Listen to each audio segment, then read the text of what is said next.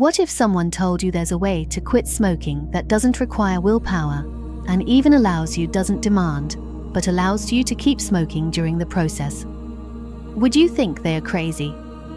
Hello everyone, today we're diving deep into a book that sold over 9 million copies worldwide, with an impressive average rating of 8.6 on Dubbin. It's like a breath of fresh air in the world of smoking cessation literature, and its title says it all: Alan Carr's Easy Way to Stop Smoking. The author, Alan Carr, was a heavy smoker with a 33-year habit, lighting up to 100 cigarettes a day. Through his insights, he helped over 10 million people worldwide kick the habit, proving that the biggest enemy in quitting smoking is never nicotine, but the fear we create for ourselves. In the coming time, we'll break down his easy method to quit smoking, and you'll be surprised to find that quitting might be much simpler and more enjoyable than you ever imagined. Before we start today's journey to unravel the smoking cessation puzzle, I suggest all smokers get comfortable in your chairs, light a cigarette, and take a deep drag. No, this isn't a joke. Because today, we're going to do something you might never have done before. Examine your relationship with cigarettes, one that's lasted years, decades, maybe even longer, with complete clarity. First, let's debunk a common self-comforting myth. Many smokers casually think, oh, it's just a habit, no big deal. But Alan Carr's Easy Way to Stop Smoking points out right at the start that this is exactly the illusion tobacco companies want you to have. Think carefully. Is it really just a habit? A habit is scrolling through social media after work, making a cup of hot tea after a meal, or listening to a podcast before bed. These habits bring us some degree of pleasure and comfort. But what about smoking, this so-called habit? What does it bring? Be honest with yourself. Do you really enjoy the feeling of smoke burning your throat and lungs? Do you really like the lingering smell of smoke on your body and your increasingly yellow teeth? Do you truly enjoy spending hundreds or even thousands of yuan each month for a pile of ashes and a body full of potential illnesses? If none of these are enjoyable, how can it be called a habit? There's no habit in the world that requires you to risk your life, spend huge amounts of money, and endure social discrimination to maintain. So it's time to stop self-deception. What we're facing isn't a habit at all, but a more insidious, cunning enemy. Alan Carr calls it addiction in his book. Don't resist this term, it's actually the key to solving all the puzzles. Behind every addiction is a mastermind. Now, let's follow the book's guidance to uncover the number one culprit living inside you: nicotine. We can imagine nicotine as a little parasite living in your body. Alan Carr describes it as impatient and weak. When you light a cigarette, nicotine reaches your brain from your lungs in just 7 seconds, but it also metabolizes extremely quickly. Within half an hour of putting out a cigarette, the nicotine level in your blood drops by half, and after an hour, only a quarter remains. Then what happens? That little nicotine parasite in your body gets hungry.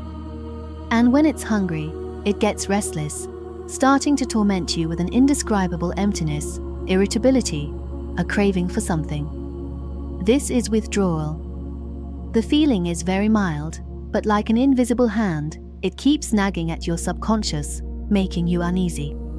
You have to light another cigarette, letting new nicotine rush to your brain to feed this ravenous parasite, and then that irritability and emptiness temporarily disappear. But half an hour later, it's hungry again. So your life falls into an endless cycle. Smoking temporarily satisfies it. The parasite gets hungry, creating emptiness, leading you to smoke again. Now the mystery starts to unfold. Smoking is a negative cycle from start to finish. It never brings you any real pleasure or relaxation. That so-called satisfaction is just a temporary relief from the withdrawal symptoms caused by the previous cigarette's nicotine fading away. The book uses a brilliant analogy to help you instantly understand what that satisfaction from smoking really is. A non-smoker's normal state is like wearing comfortable shoes, free and at ease, with a peaceful body and no discomfort. We smokers have done something incredibly foolish. Smoking that first cigarette is like voluntarily putting on a pair of shoes that are one size too small, pinching your feet. From that moment on, every second of our lives, our feet feel the pain of being squeezed. That's the constant withdrawal caused by the nicotine parasite. Every time we light a cigarette, it's like temporarily taking off those tight shoes, giving our tormented feet a moment of relief. In that instant, we do feel satisfied, even great. We mistake this return from pain to normal as a kind of enjoyment.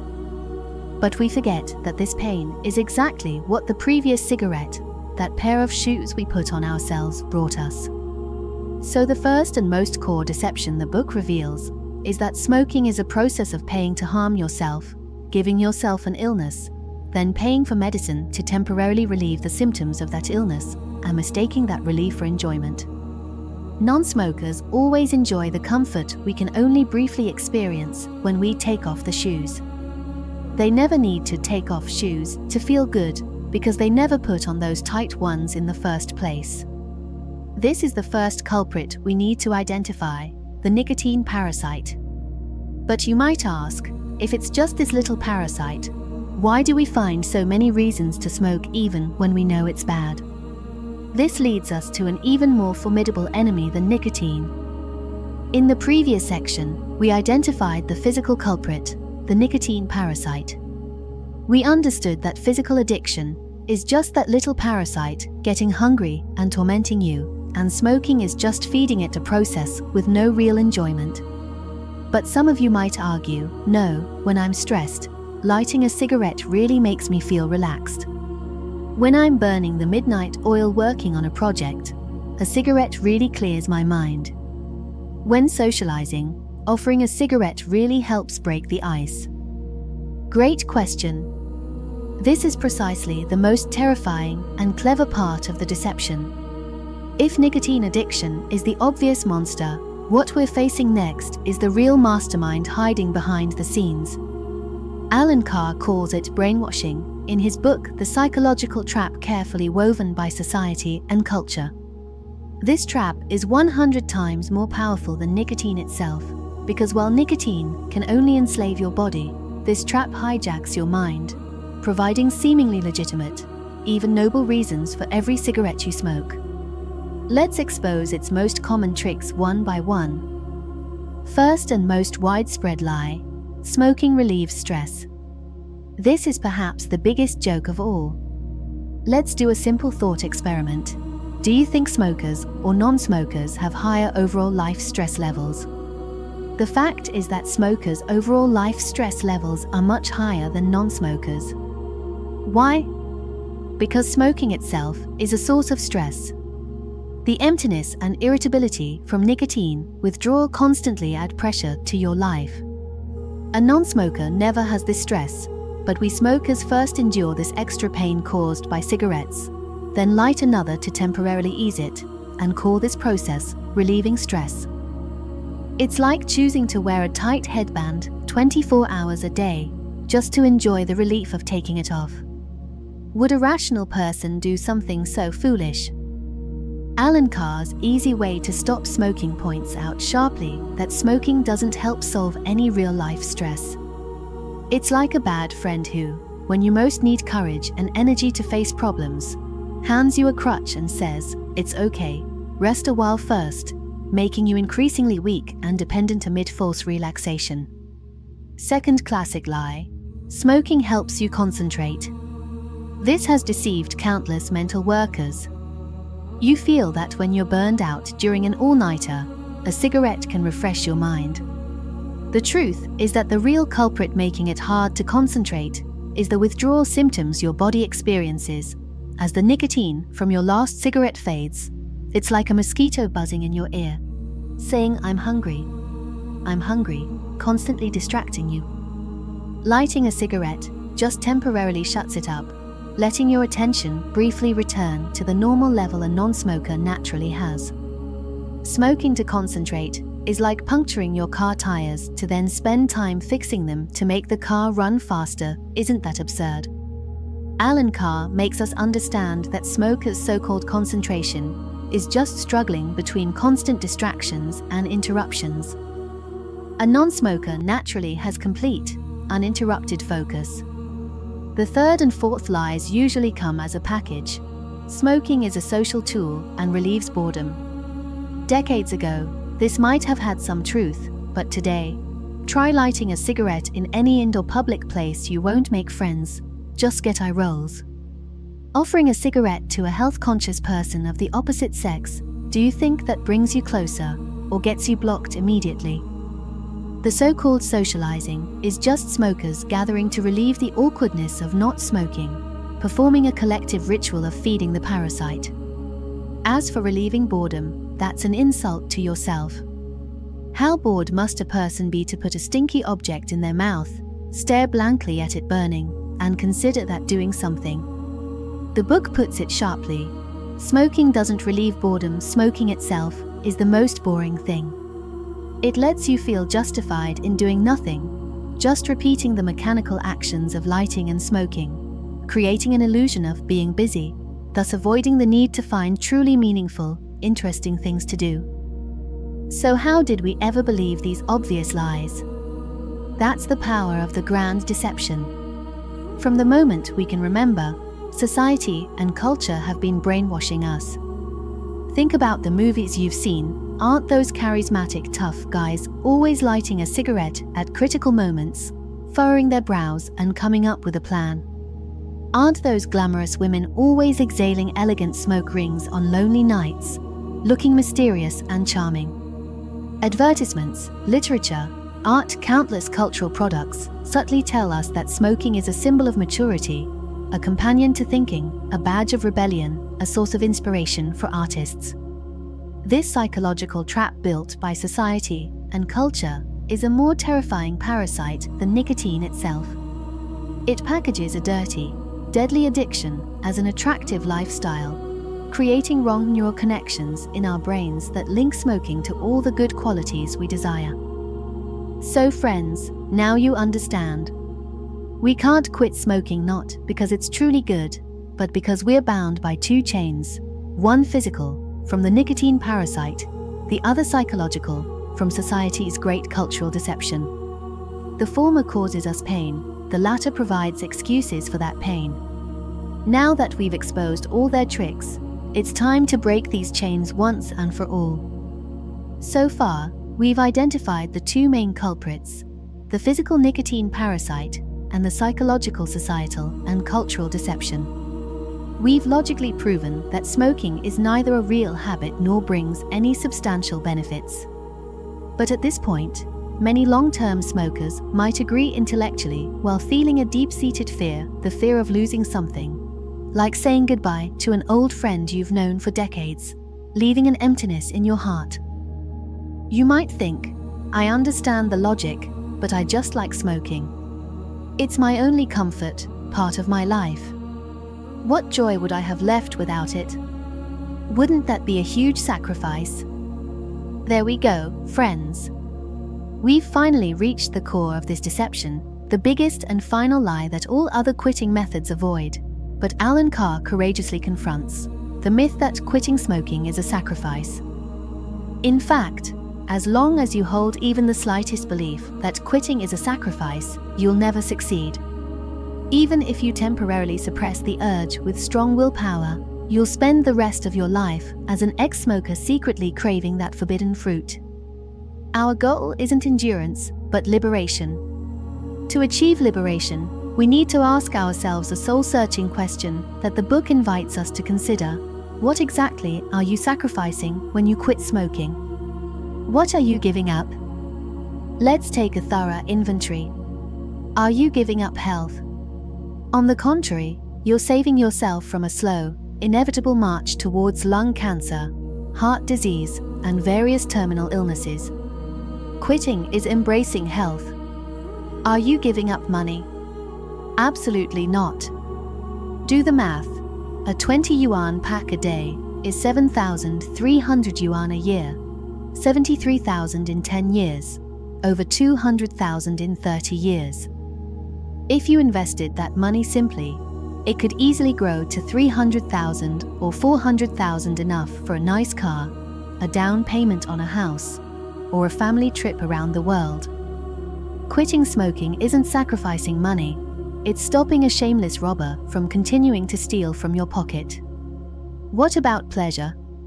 We've already exposed that deception. That wasn't pleasure at all, just temporary relief from the nicotine parasite's torment, like taking off tight shoes. A normal person doesn't need that to feel good. Are you sacrificing calmness, composure, or confidence? That's an even bigger joke. Does a truly confident person need a small, stinky cigarette to prop themselves up? Look at people scrambling for a lighter when nervous. Do they look calm? Watch smokers fidgeting in no-smoking areas. Do they seem composed? Alan Carr points out sharply in the book that smoking doesn't give you confidence. On the contrary, it constantly erodes it, making you feel you can't even control a small cigarette, leaving you secretly despising yourself. So what exactly are you sacrificing? Let's face the truth, you're sacrificing nothing. You're giving up nothing. Quitting smoking is purely a process of gaining. Like a slave breaking free from chains, you gain freedom, the healthy body, fresh breath, sharpened taste and smell, money to buy things you truly love instead of working for tobacco companies.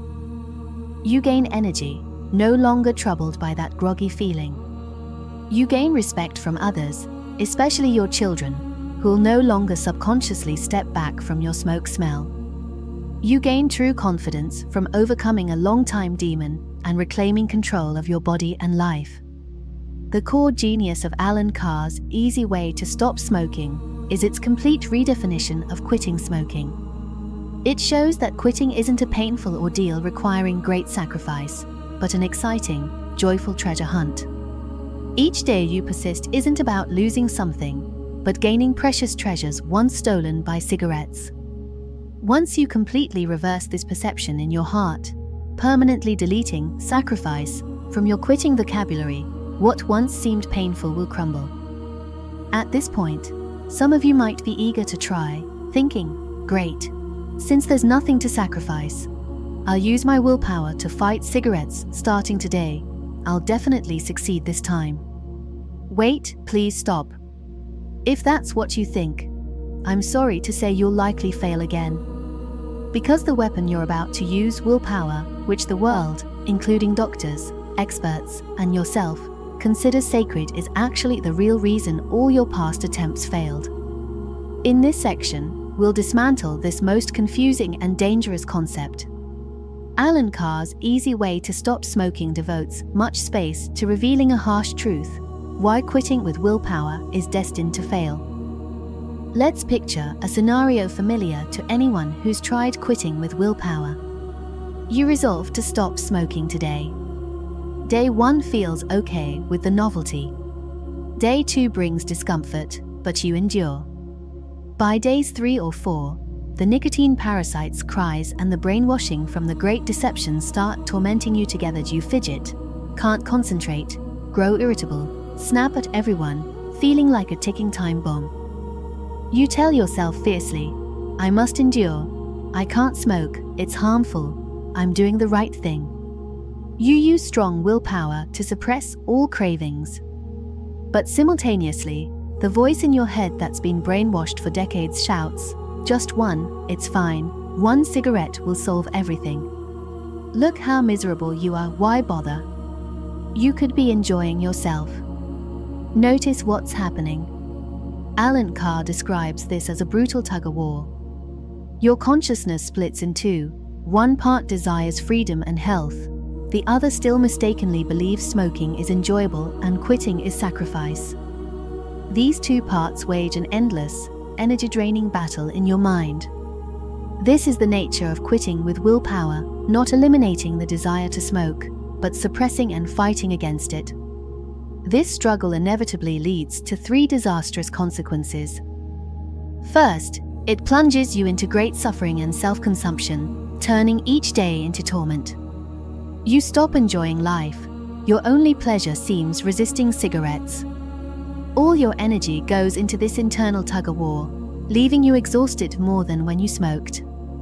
Second, and more dangerously, this struggle infinitely inflates cigarettes' value in your mind, a classic forbidden fruit effect. We've already proven smoking is dirty, disgusting, and useless. But when you use willpower to forbid yourself, you're subconsciously hypnotizing yourself negatively.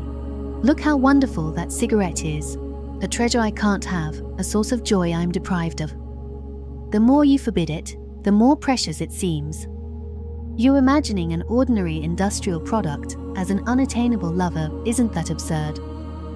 Most fatally, because you're constantly suffering and idealizing cigarettes, your willpower will eventually deplete. Maybe one late night after overtime, after an argument with family, or during a drinking session, that willpower string will snap. Then you'll say, "Screw it, I can't take it anymore," light a cigarette, and take a deep drag. In that moment, the nicotine parasite stops crying, the tug-of-war ends, and you indeed feel relief. But this relapse becomes the final straw, creating a stubborn wrong logic in your subconscious. See? Smoking is better. It really solves problems. I really can't live without it. It also brings immense guilt and frustration, making you feel a complete failure, weak-willed. After this, you might never have the courage to try quitting again. So friends, now you understand. One of Alan Carr's easy way to stop smoking core messages is that willpower-based quitting is doomed from the start because it's built on a false premise, assuming quitting is a sacrifice. As long as you describe your quitting process with words like endure, persist, or resist, you've already lost. Because behind these words hides a common subtext: I'm giving up something good. But today we're taking a completely different path. We don't need willpower because there's nothing to endure. We're not giving up something, we're escaping prison. Does a prisoner need willpower to escape? Does he need to endure longing for his cell? No, he'll feel immense excitement, joy, and boundless longing for freedom. This brings us to our final section, the real escape plan. Now everything is ready. You're no longer a deceived, fearful prisoner, but an aware escapee with a map, seeing all the traps.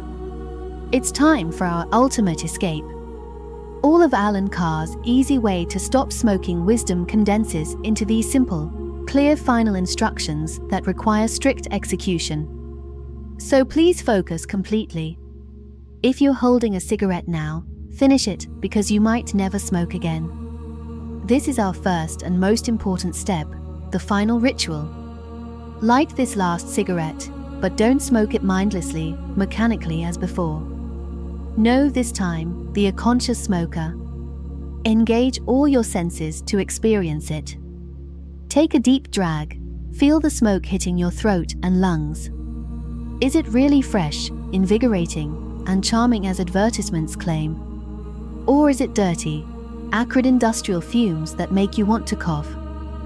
Smell the burning smoke and the second-hand smoke you exhale. Is it really fragrant? Or is that acidic, chemical burning smell disgusting even to yourself? Look at your cigarette-holding fingers. Check your reflection while smoking. Ask yourself, is this who I want to be? Is this the habit I'm proud of? Finish the cigarette. Watch it but extinguish in the ashtray like a small life. Mentally bid farewell to it and your former self. Say goodbye, cigarettes. I once thought I needed you, but now I know you only locked me in this prison, giving nothing. From this moment, I don't need you anymore, I'm free. Next, a joyful instruction. Celebrate quitting as a great happy occasion. Remember, you're not giving up something, but breaking free from it, not sacrificing, but gaining. You should feel immense excitement and joy. Finally, you'll escape this long-time nightmare. No more anxious late-night runs for cigarettes. No more sneaking in corners in non-smoking areas. No more hesitation to hug loved ones because of smoke smell. No more guilt about your health and wallet. Be like a prisoner released. rushing out to embrace sunlight and cheer loudly. Firmly believe, I've made an absolutely correct decision that will benefit me lifelong. I'm so happy. Third crucial instruction, never doubt this decision again. In the first few days, that nicotine parasite will make a final desperate struggle, occasionally crying in your brain, creating a slight craving. Alan Carr calls this the final battle in his book. Remember, this isn't a desire to smoke, but the parasite starving, making its last stand. When this feeling arises, don't panic or think, oh no, my addiction is acting up. No, you should feel happy. Mentally say, ha, little thing, are you dying? Come on, torment me all you want. Every groan is a victory song. See withdrawal as a positive sign that your body is recovering, expelling toxins. Observe and experience it, you'll find it's very faint, causing no real harm. Fourth and easily overlooked instruction, use no substitutes, no nicotine gum, patches, e-cigarettes, or snacks. Why? Using substitutes sends your brain the wrong signal. I did sacrifice something, so I need compensation. This falls back into the sacrifice trap, making quitting unnecessarily long and painful. You need complete, clean separation. Let that nicotine parasite starve to death completely. Any nicotine-containing substitute feeds it, letting it linger. Non-nicotine substitutes, like snacks, psychologically continue the wrong dependency of needing something in your mouth. Remember, you need nothing to replace cigarettes because you've lost nothing. This is the core of the easy way to quit. See, it doesn't require willpower or struggle, just making an obvious, happy choice after seeing through the deception. From now on, you're no longer someone quitting smoking, a term implying struggle. No, you're already a non-smoker, just like those who never smoked. Cigarettes will never again have any place in your life. Congratulations, friend. Welcome to a new world without cigarettes, without slavery, only freedom and clarity. From the moment you extinguished that last cigarette, you're no longer a struggling quitter, but have regained your true identity, a proud, happy non-smoker. Now embrace this new world fully. You'll be amazed at how quickly your body heals. No more morning phlegm, just smooth, fresh breaths. Your taste buds reawaken, savoring food's true, delicious layers. Energy grows, confidence blooms from within because you've achieved what once seemed impossible. And the practical benefits? Saved money brings more choices. A clean, fresh scent makes family hugs warmer and closer. Friends, does this book only offer a quitting method? No, it demonstrates a true cognitive awakening through something as familiar as quitting smoking. It shows many seemingly inescapable life predicaments aren't bound by steel chains, but by our own fears and wrong perceptions. Breaking free requires not stronger willpower, but deeper wisdom. Thank you for watching. See you next book.